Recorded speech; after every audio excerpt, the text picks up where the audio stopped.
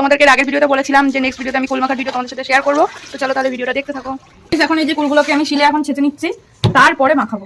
এই যে সর্ষে দেখতে পাচ্ছ, সাদা সর্ষে, সর্ষেটাকে এখন আমি একটু বেটে নেবো। তারপরে দেখো বন্ধুরা, লেবু পাতা সর্ষে পাতাটা আমি এই যে কুলের মধ্যে দিয়ে দিয়েছি, আর এখন দিয়ে দিচ্ছি ধনে পাতা আর হচ্ছে কাঁচা লঙ্কা। সেটাকে আলাদাভাবে একটু ছেঁচে নিয়েছিলাম, দিও সেইটা এখন এরম কুলের মধ্যে দিয়ে দিলাম।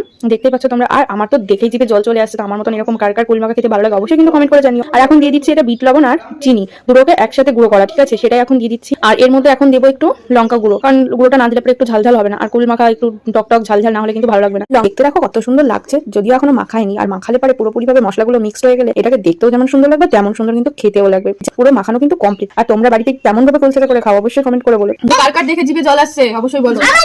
তোমার জল আসছে? তো চলো এইবার তাহলে একটা খেয়ে দেখা যাক। আমি আগে খাই। দারুণ হয়েছে।